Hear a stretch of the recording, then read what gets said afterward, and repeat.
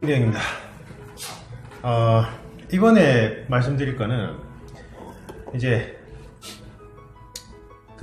제가 이제 우리 형통한 시사 뽀개기 중요 원칙에서 말씀드렸다시피 채용하는 직급이나 직렬에 따라서 답변의 구체성이 달라져야 된다고 말씀드렸어요. 그러면 부동산 대책에 현 정부의 부동산 대책에서 논해보라 이랬다면 공무원이나 공기업이든 본인이 지원하는 분야의 직급이나 따라서 달라져요. 그러니까 신입 공채에서 요구하는 수준하고 5급 공채 같은 경우는 이제 정책을 위반해야 될 수도 있으니까 그때 요구하는 게 달라요. 근데 5급 공채가 오히려 주제가 더 편해요. 준비하시기에는. 왜냐면 예를 들면 부동산 대책에 대해서 논하라 이러면 부동산 현 대책이 이제 정부에서 나온 정책에 대해서 디테일하게 조사를 해서 그거 그냥 외우시면 된단 말이에요. 정책의 아이디어는 그렇게 거창하게 도출되지 않아요. 그런데 여러 이제 9급이나 7급까지 이제 좀 어려운 게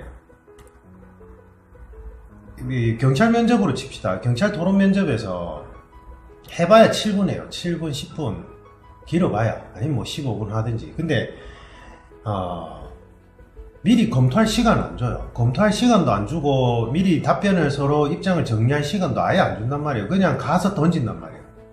거기서 무슨 수준 높은 토론이 진행되겠어요? 안 돼요. 토론 주제를 주고 조사를 할 시간을 주고 자료를 주고 했을 때 명확하게 토론에 대해서 측정을 하는데 그게 안 되는 상황이에요. 지금 일단 경찰 토론 면접 같은 경우에는 공무원 국가직도 마찬가지로 국가직 이제 7급은 토론을 하고 시도별로 가끔씩 할 때도 있고 안 할 때도 있는데, 그러면 여러분들이 이제 심층 면접장에 들어가서 실무진 그러니까 경찰로 치면은 이제 순경 공채 시험에 들어갔어요. 그럼 부동산 대책에서 논하라 이랬을 때는 여러분들한테 아주 구체적인 답변을 요구하는 게 아니고 이 부동산 대책이 우리 사회에서 가지는 역할과 의미에 대해서 물어보는 거예요. 일종의 뭐예요? 경제 규제예요. 그러니까 제가 이제 형통한 시사 뽀개기가 일종의 헌법학이잖아요. 수정자본주의를 채택하고 있다고 말씀드렸습니다. 그래서 수정자본주의 하에서 복지와 규제의 개념이 뭐냐, 그 중에서도 경제적 규제는 어떠한 역할을 하고 규제를 할 때 있어서 무엇을 조심해야 되는가를 다뤘어요. 언제 다뤘냐면 시사 뽀개기 이론편에서도 다뤘고 이해하기 편에서 보면 약사와 남편의 문제 있었죠. 그 약사의 약값을 어떻게 규제를 할 것이냐, 규제를 할 때 어떠한 주의점들이 있느냐 다뤘단 말이에요. 그게 부동산 요번에 대책에 들어가면 돼요. 그러니까 부동산 대책에 대해서 논하시오 이렇게 했을 때 이 의미는 전체 큰 틀에서 우리 국가 전체 큰 틀에서 규제에 해당된다. 수정자본주의 하에서 우리 수정자본주의를 채택하고 있으니까 규제에 해당되고 경제적 규제에 해당된다. 그러면 어떤 타인의 공동체의 원활한 운영과 존속을 위해서 개인의 주권자의 기본권, 경제적 기본권을 제한할 때는 어떠한 점을 고려해야 되고 어떠한 유의사항이 있는가를 정리해 드렸어요. 그죠? 그거 그냥 먼저 딱 얘기하시는 거예요. 부동산 대책에 대해서 몰라도 돼요. 그거 여러분들이 조사해서 준비해서 면접관한테 얘기하셔도 면접관도 몰라요. 그거 부동산 관련 전문가들이나 아는 거지 모른단 말이에요. 그래서 제가 설명을 안 해드려요. 그러니까 여러분들 시험에서는 항상 시사 이슈에서 이 시사 이슈가 우리 공동체에서 가지는 의미, 공동체 구성 원리에 어떻게 연결되는지 그걸 물어보는 거라고. 그러면 부동산 대책도 결국은 경제적 규제에 해당되기 때문에 현재 우리나라가 채택하고 있는 수정자본주의 하에서 경제적 규제를 함에 있어서 어떠한 유의사항과 고려사항들이 있는지는 시사 뽀개기 이야기 편에 그렇죠, 약사와 남편의 사례를 들면서 말씀을 드렸습니다. 그죠? 여러분들이 다 작성해 봤어요. 그 다음에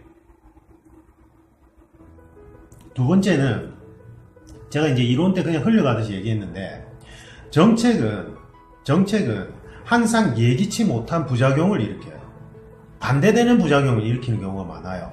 그러니까 지금 부동산 같은 경우에는 중요한 포인트가 또 뭐냐면 의식주에서 주에 해당된단 말이에요.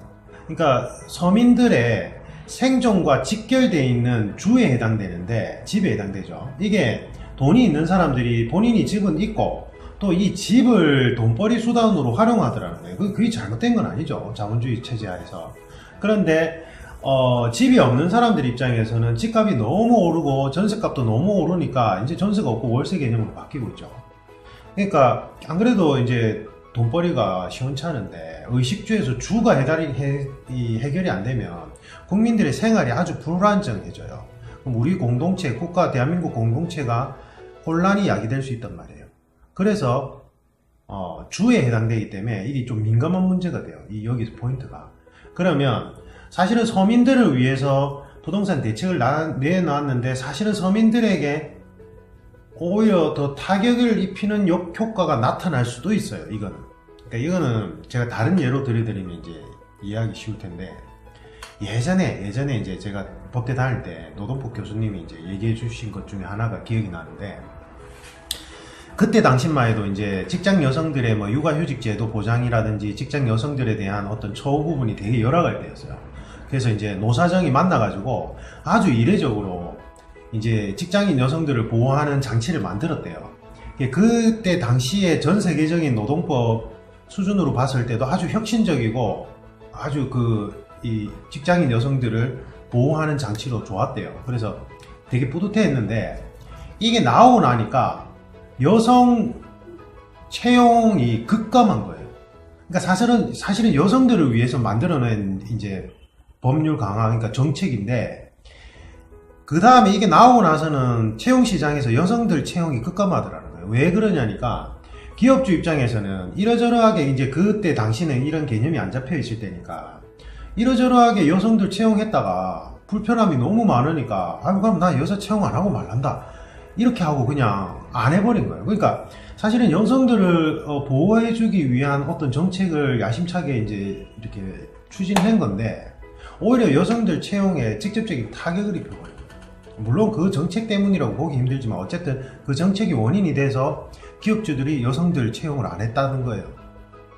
이 사례에서 보면 알 수 있는 거는 우리가 어떤 좋은 정책을 만들더라도 그 정책은 시대와 환경에, 그게 제가 뭐랬습니까? 기준점 설정할 때 가변적인 요소, 그죠? 기준점은 불가변이 아니라 가변적이기 때문에 시대와 환경 요소를 고려해야 된다고 했죠. 그런데 이 정책이 사실은 예기치 못하게 정책을 보호하려고 했던 사람한테 오히려 타격을 줄 가능성도 높아져요. 그 원인 제공이 될 가능성도 높아진단 말이에요. 그래서 제가 뭐라고 했습니까? 우리 공동체 구성 원리상 사실은 권리 제한이나 의무 부과는 같은 말인데 최소한으로 가야 된댔죠. 공동체 구성 원리상. 그게 다른 말로는 또 무슨 말이랬어요? 법률은 필요 최소한으로 만들어져야 된다 했죠. 다시 얘기하면 규제, 의무적 속성을 띠고 있는 어떤 정책들은 필요 최소한으로 가는 게 맞기는 해요. 그런데 그것도 매번 정답은 아닌 게 시대와 상황에 따라 고려해 봐야죠. 그러니까 지금은 뭐 수도권에 아니면 뭐 그 지역에 부동산이 너무 집값이 너무 많이 올라가더라. 그때는 극약처방으로 일시적으로 강한 규제를 해서 좀 잡을 필요는 있겠죠. 그래서 어느 정도 잡히면 규제는 의무적 속성이 띄고 있기 때문에 다시 완화해야 되겠죠. 그래서 제가 규제와 복지 앞에 수식어가 제일 중요하다고 했죠. 뭐요? 적절한. 적정선을 유지하는 게 중요해요. 과하면 역효과, 부족해도 역효과가 나타나. 근데 그 적절한 수식어고의 적절한이라는 그 기준점은 항상 가변적이라서 계속 변한단 말이에요. 우리 사회 현실이. 그래서 그거를 탄력적으로 적용하려면 시장과 항상 소통하는 자세를 보이면서 정부가 유연성 있게 대책을 펼쳐나가야 됩니다. 지금 말씀드린 게 제가 부동산 현 정책의 디테일한 거 하나도 얘기 안 했지만 가장 중요한 핵심들을 다 짚은 거예요. 여러분들 문체로 정리를 해보십시오. 목차 안 만들어드립니다. 여러분들이 문체로 충분히 정리할 수 있어요. 제가 목차를 만들어 드리면 그거 안 좋아요. 그리고 요즘에 이제 좀 불안하시니까 앞서 시험 치신 분들 부동산 대책에 대해서 논하라 이런 거는 사실은 여러분들 필기로 치면 10년이나 15년에 한 번씩 나올 만한 것들이에요. 이게 그렇게 비중이 높진 않아요. 근데 그러한 특이한 거 보면 나는 말 못하면 어떡하지 해서 그런 거에 집중하시잖아요. 근데 여러분들 심층 면접에서 중요한 거는 여러분들의 어떤 삶에 대한 이야기들이 중요해요. 개인 면접 파트나 집단에서. 그러니까 여러분들 필기로 치면 빈출되는 거 있죠. 가장 중요한 기출이잖아요. 그게 제대로 준비를 하고 가는 게 좋아요. 그걸. 이렇게 특이하게 한 번씩 나오는 것들은 사실은 여러분들이 모르겠다, 숙지하겠다 하면 감점할 수 있는 요인이 없어요. 왜냐하면 심층 면접은 여러분들 필기처럼 지식 자체를 검증하는 시험이 아니라 지식의 활용 능력을 검증하는 시험이라고 해요. 지식의 활용 능력. 그러니까 활용 능력을 다른 그 질문에서 충분히 보여주면 그걸로 돼요. 이거는 그냥 우리 스피드 게임 할 때 모르면 그냥 패스하면 그렇다고 해서 감점되는 건 아니잖아요.